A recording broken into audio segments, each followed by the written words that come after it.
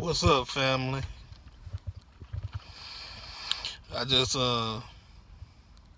woke up from a nap. Well, I got woke up from a nap by the police.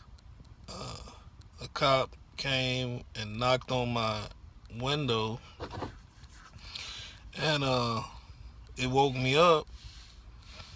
So I got up, and he told me to unlock the door, and so I grabbed my keys and unlocked the door and opened the door. And he asked me, what I was doing. I told him I was back here taking a nap, you know. And he said, somebody, I guess where I'm parked is abnormal, in it because ain't nobody else parked in this area. So I'm back here in the corner of LA Fitness and the movie theater, which are right beside each other. Uh, Imagine a triangle. Well, I'm at the top of the triangle area, and no cars are parked in this area, uh, with trees and stuff surrounding me, as you can see. Yeah. And if I turn the phone around, you can see the LA Fitness, and then that's the movie theater. Yeah. Then back around again. And now back to me. So it was an older cop, and I was cordial.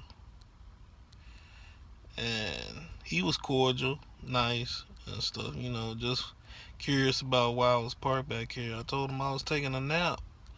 And told him I decided to park back here because it was shade back here, you know. And so he was like, okay, just making sure, wasn't nobody, everything was okay. I seen a body laying in there and stuff, and I wanted to, make sure everything was okay. I said, yeah, I'm okay. I was just back here sleeping. Was I snoring? He said, I don't know. So, after, you know, cheese grilling, cheese grilling at each other and shit, he said, well, okay. No, he asked me how long was I gonna be back here. I said, I don't know. I'm just trying to catch a nap, man, cause but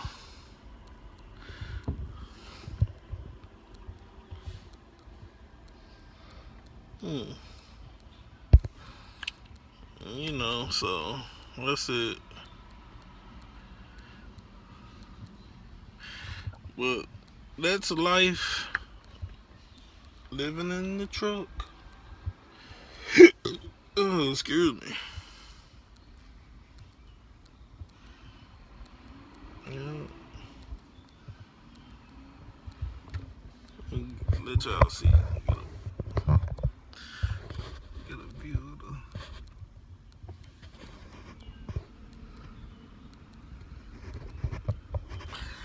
the. Yeah. So that's what it is.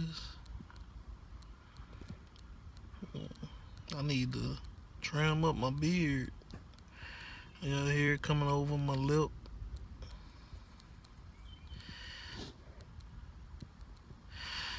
Life is rough, man. I guess that's why I got dark circles up under my eyes. From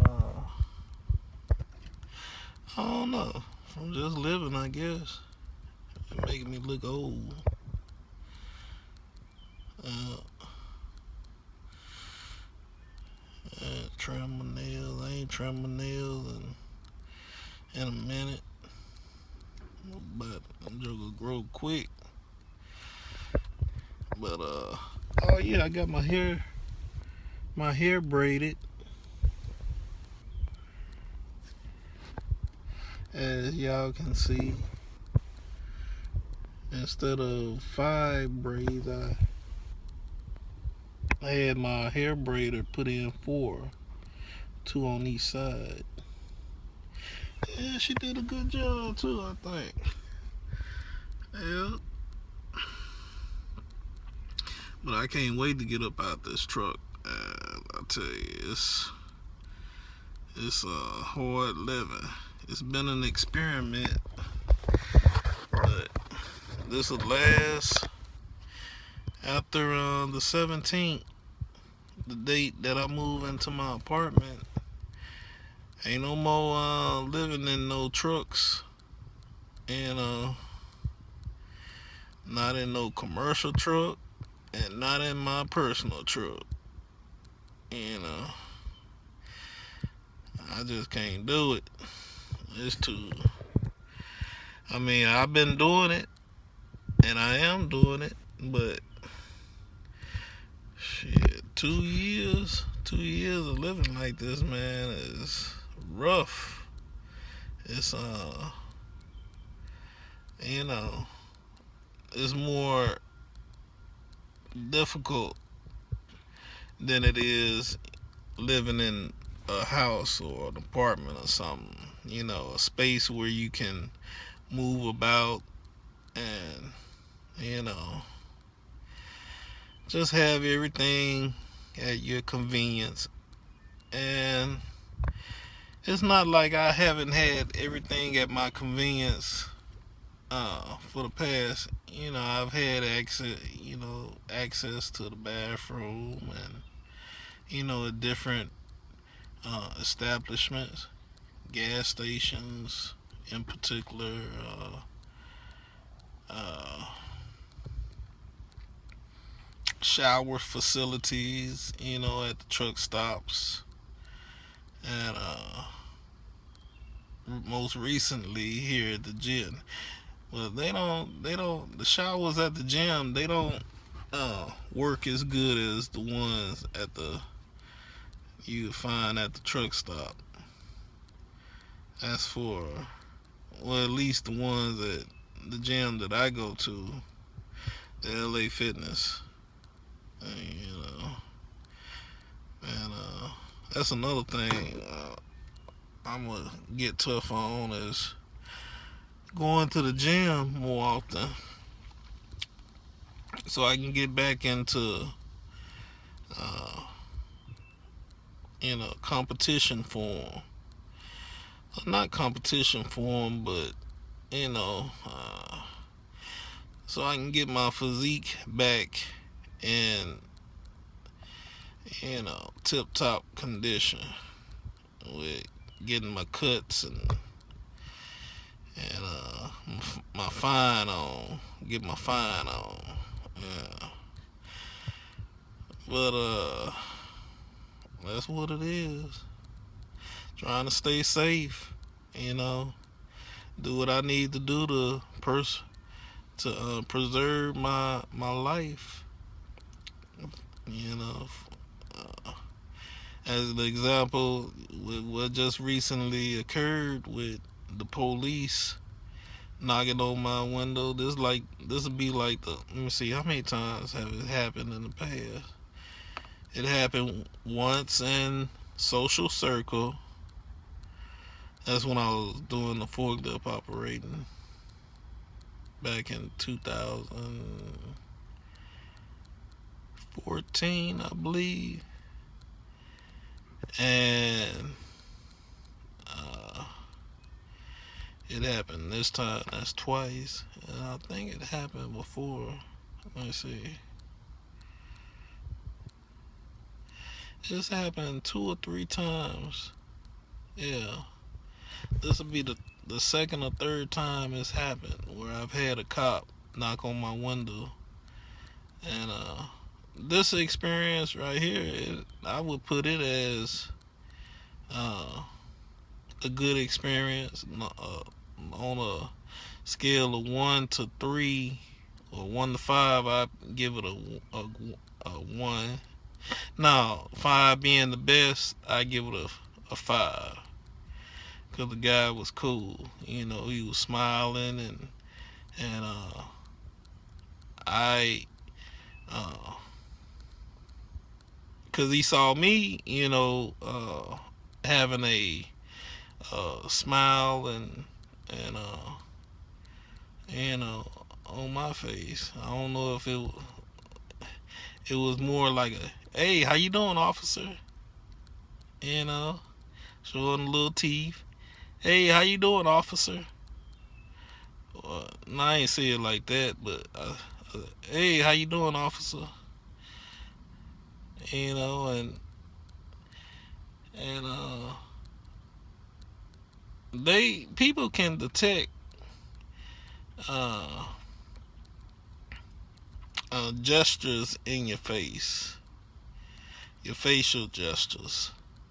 They can, detect whether you're mad or sad or glad, happy, hurt. It's all in the face, facial expression.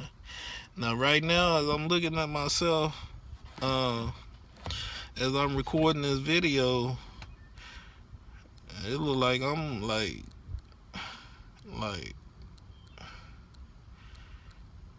I don't know, like depressed or tired.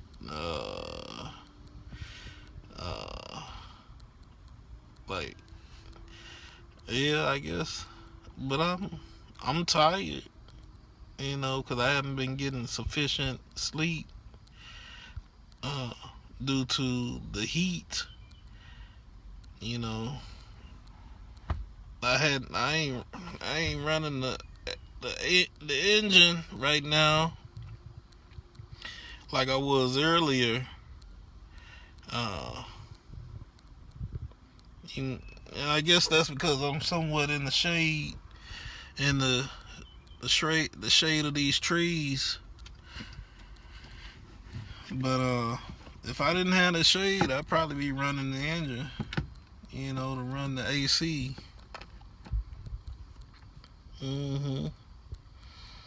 But oh yeah,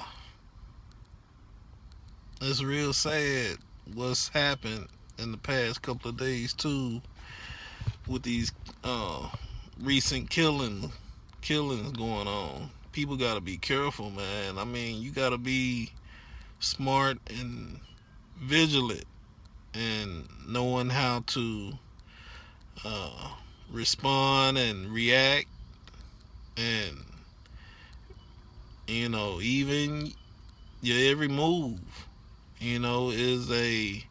should be a calculated tactic, to keep your life preserved. You don't want to. And that's something that I keep in mind, when dealing with the police. I'm always, calculating, like Tupac said, my every move is a calculated step. Don't play me close. Or so I'm always, thinking about, every step, because I understand that a misstep could mean my life. And I love my life. I'm preserving my life, over everything, and I can imagine me sacrificing my life for everything that's important to me,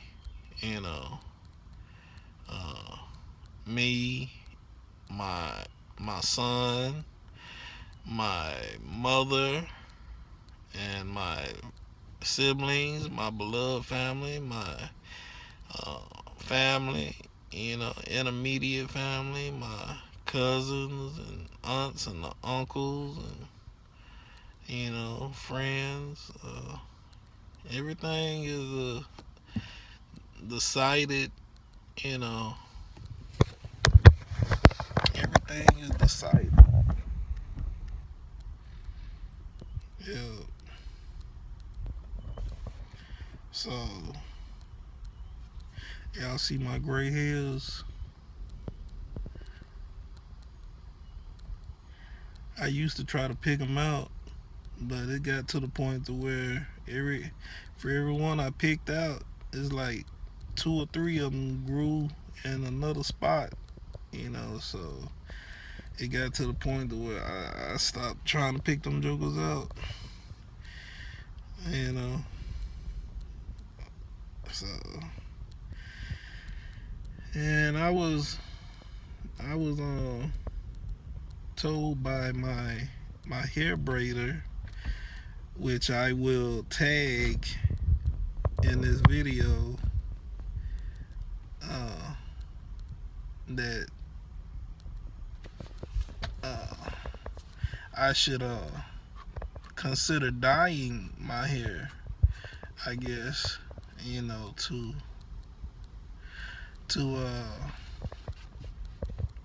you know keep that youthful look. But I kind of like the old, gray,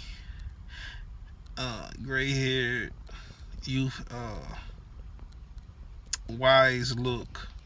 It gives me I guess, a distinguished and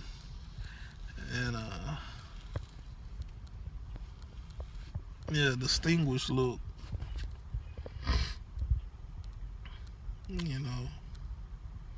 Which gives indication of wisdom. But I know, and I know y'all know that really doesn't. Having gray hair really doesn't determine if one is wise or not, because I know a lot of old fools with gray hair, and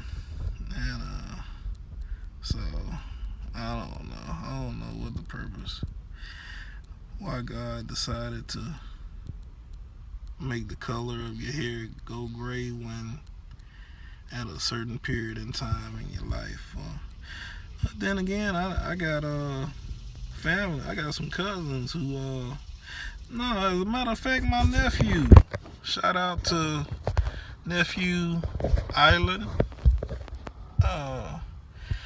And he ain't nothing but like what is he, about 5 or 6? And that little kid got gray hair. To my amazement. So I don't know what the deal is on that gray hair, but that's what it is. So I see my recording time, recording myself, is in the 18-minute mark, and time goes by quick. I didn't think I had that much to talk about, or ramble on about what I've been doing, I guess. It's real sad, but saying again, it's real sad. You gotta know how to conduct yourself when approached by these cops. You gotta be smart, wise, all for the purpose of self-preservation. If you love your life, then you're not gonna make no stupid, irrational moves that'll cause people who got guns strapped to their side and are eager to pull that trigger. You got trigger happy cops out here, who are paranoid. They ain't never been in no situation where they've had to, you know, it's sad, man. How, what in the hell? I mean, I'm trying to place myself in his shoes and understanding why he felt he needed to pop that dude 4 times for reaching in his pocket. I mean, the guy knew what type of situation he was in. Reason why he was, you know, uh, explaining to the cop from what the female girl said, what, every move he was gonna make. But it seemed like that was in vain. It seemed like his explaining his every move. I got a permit. I got my license, registration, and my concealed weapons permit in my pocket. And I'm reaching into my pocket to give you my license, my credentials. I mean, what makes me as a cop decide I'm gonna shoot this man? I see he got a little girl in the back seat. I see that his lady friend is driving, and the man is cooperating. He's telling me what he's gonna do. I'm watching his movements. It was an assassination. He had a fantasy of killing a nigga. That's all I could attribute it to. The guy had a fantasy of killing a nigga. That's what he wanted to do. And then after it happened, that's when his blood pressure started going, and you can hear it in his voice, how scared, and I know he was lying, trying to come up with a lie, because he knew he done fucked up. You know what I'm saying? That's what it was. I told him not to reach for, but the girl was calm. She was like, "No, sir," because she was scared. She was scared for her life. And I don't blame her. It's about self-preservation. So you gonna act accordingly to preserve your life. Plus, she had her daughter in the back seat, and I mean, I just commend her, for being so, because that could have ended up in a situation where she could have got popped too. And then the little girl would have been, motherless, and I don't know if the father was her, I don't know if the dude was her father, but man, that's sad. And then to see the composure that they had, that the little girl had when she was in the back seat with the mother, when she told the mother, I'm here for you." I mean, that right there, man. When she saw that the mother was hysterical, rightfully hysterical, and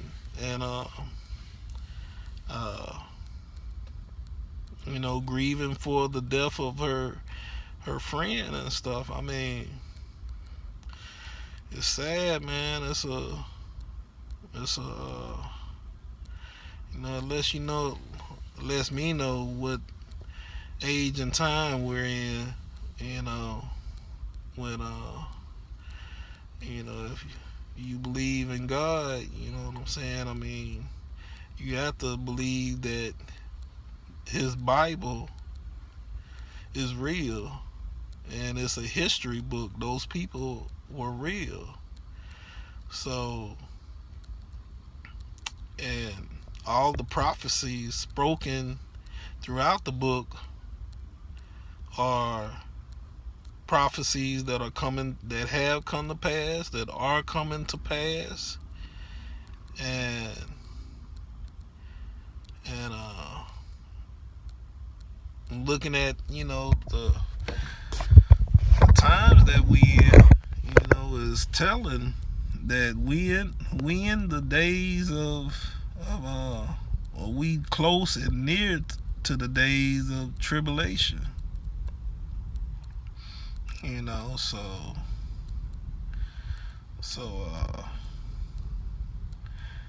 people, y'all, we gotta start getting prepared for the coming of our Christ and Lord. You know, and the way we get prepared is by delving into the book and understanding who it is that we are according to what the book describes and describes us to be. What is our bloodline lineage? That's the question that y'all should be asking. What's my bloodline lineage? Who am I? To understand who I am, I mean, the Bible should give me the answers. If I believe in God, so why not search the book for the answers?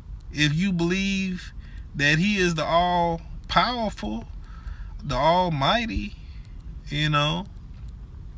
why not? I mean,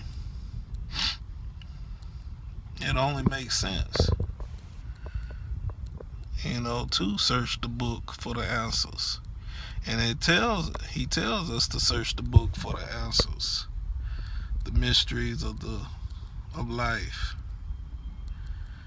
And I just don't understand why it's so hard for people to comprehend that. It's like people don't want to comprehend. People are content with living life,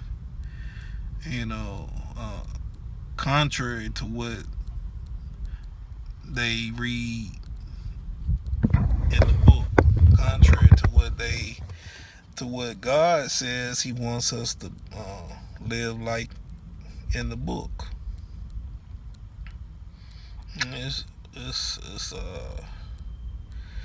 It's perplexing, man. It's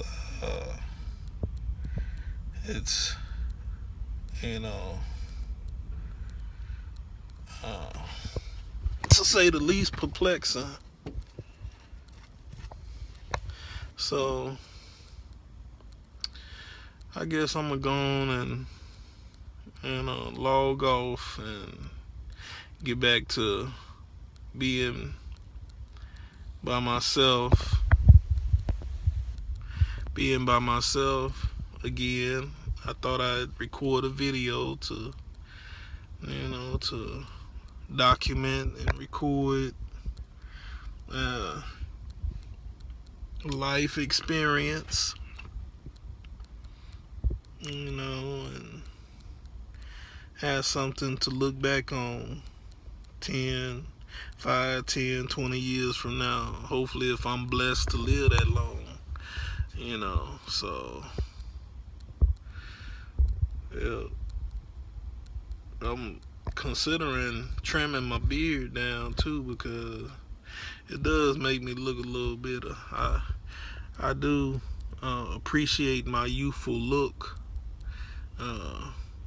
that y'all see in some of the pictures that I have in my photo album, where my facial hair is trimmed down. But I'm in need of a line around my lips and my face, and But shouts out to Amenta Green for hooking me up on my braids. If you need your hair, braided, look her up. Uh, I'll tag her in the video. Yeah, she did a good job for a reasonable price too. So she can hook you up. And I guess I'm gonna go on and log off and wish everyone a good day, and I hope that everyone be safe out here in this world, with preserving your life because it's precious. I value life. People just it ain't nobody. People drive all the way back here just to look, to see, just to be nosy, and they see I'm the only vehicle parked in this area, and everybody else. See, that's the LA Fitness over there, where you see the cars in that building, and that's the movie theater right there, the AMC, the one I be going to when they got movies that's good movies that's showing. But that's what it is.